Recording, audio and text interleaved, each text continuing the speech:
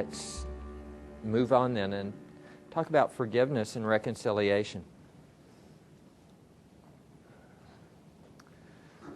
So, forgiveness and reconciliation are handled within the hope-focused marriage therapy approach. Remember, one of the areas that you're targeting is confession and forgiveness, one of those 9 C's, right? Now remember, I started out talking about communication. I said you ask people what is the problem with marriage, and they all say communication. You don't have to be a marriage therapist long, like as in one couple, and you will see that there's also a problem with forgiveness in almost every couple. My interest in studying forgiveness came out of my work with couples because I just saw it again and again and again. And there was one particularly dramatic case. I was supervising a doctoral student named Don Dancer, and Don was doing a case, and he had taught this couple the communication, the conflict resolution, the intimacy. We'd kind of gone through the hope-focused approach, but I didn't have the forgiveness stuff in at that point. This is about 86, I guess it was. And so I was meeting in supervision with Don. I said, Don, why don't these people get better? What's wrong with them? And he says, they can do all of the skills. They just hate each other. He says, they're bringing up these issues all the time from 20 years ago, and they can't forgive each other.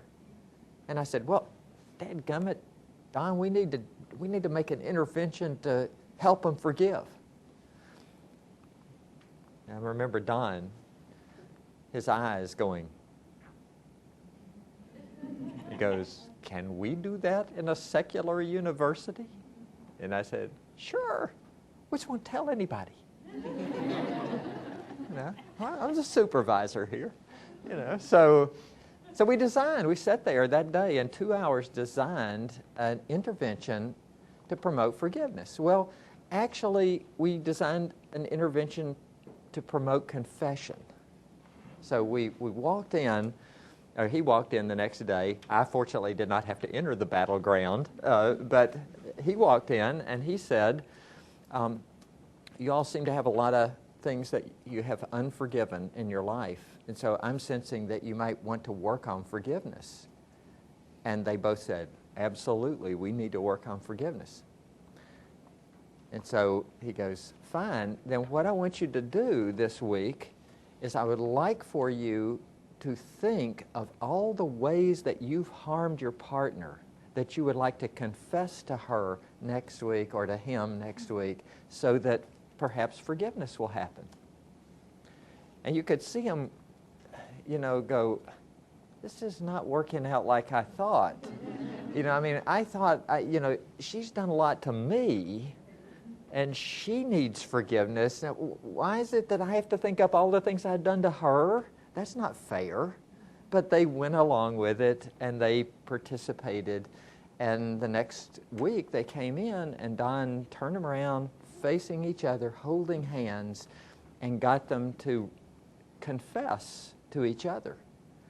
And when they did confess to each other, they just were absolutely changed.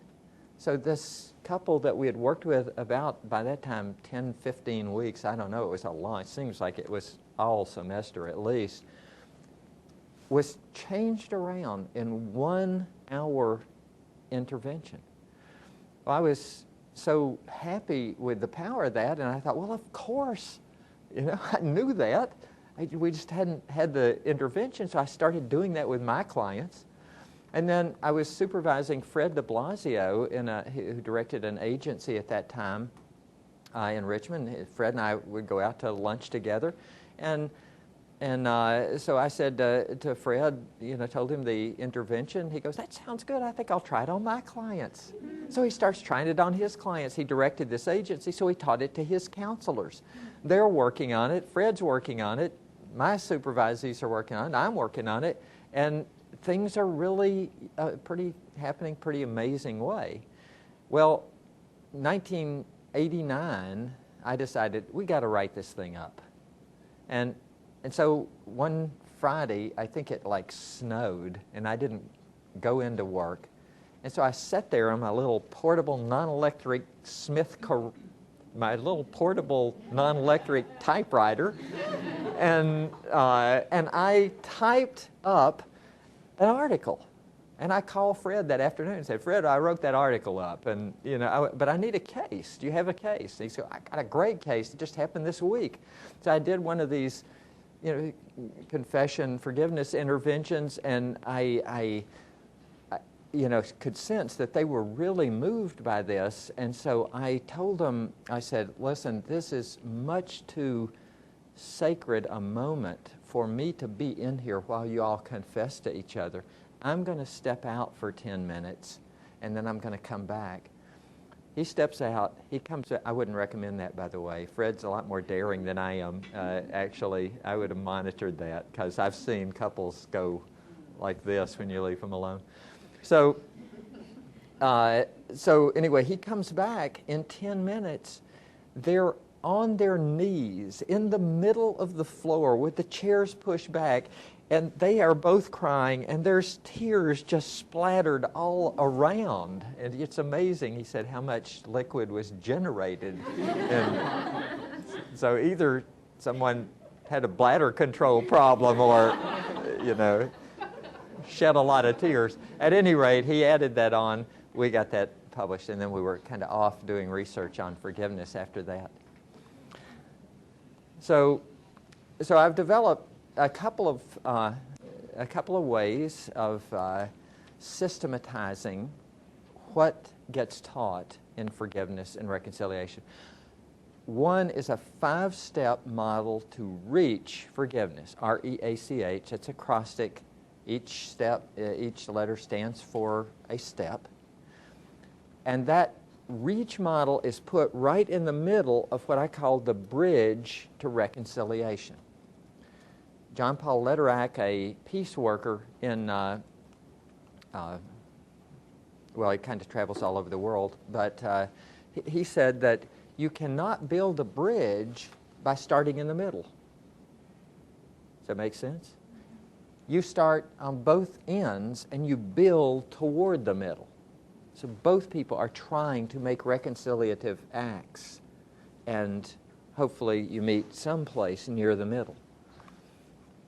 Sounds like a country song.